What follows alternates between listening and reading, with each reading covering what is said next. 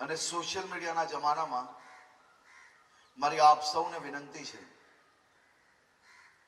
કે તમે તમારી લાઈફમાં બધું એન્જોય કરો, પરંતુ કોઈ બી પ્રકારે આ ડ્રગ્સના ફેશન સ્ટેટમેન્ટથી નજીક આપ કોઈ ક્યારેય નહીં જતા.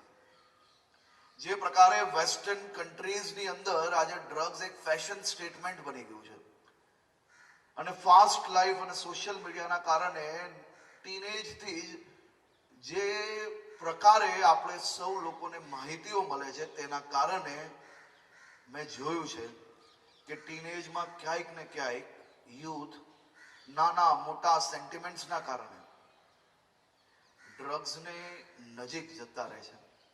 આજે આપણે સૌ લોકોએ ગ્રેજ્યુએશન ડેના દિવસે એક સંકલ્પ લેવાનો છે.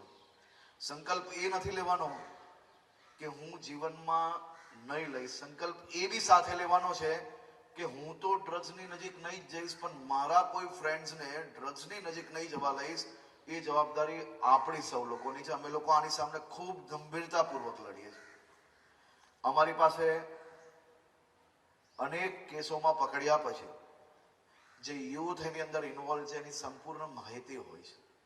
અમે કોઈ યુથનું કેરિયર નથી બગાડવા માંગતા, તેના માટે એની ઉપર કેસ નથી કરતા. એના પેરેન્ટ્સને બોલાવીને એના પોતાના દીકરા દીકરીઓ આ દિશામાંથી કઈ રીતે આપણે અટકાવી શકીએ તેની ચિંતા કરીએ છીએ. નાની મોટી આ પ્રકારની ચિંતાઓના માધ્યમથી મારા રાજ્યના યુથને ડ્રગ્સમાંથી બહાર નીકળવા માટે મહેનત કરીએ છીએ. મારી આપ સૌને વિનંતી છે કે તમે સૌ લોકો આમાં અમને મદદ કરો, આમાં આપણા સ્ટેટને મદદ કરો, આપણા યુથને મદદ કરો. કોઈ બી ફ્રેન્ડ્સ પોતાના ફ્રેન્ડ્સ જો ડ્રગ્સ લેતા હોય તો એને છુપાવવું એ ફ્રેન્ડશિપ નથી. એ ફ્રેન્ડશિપના નામે કલંક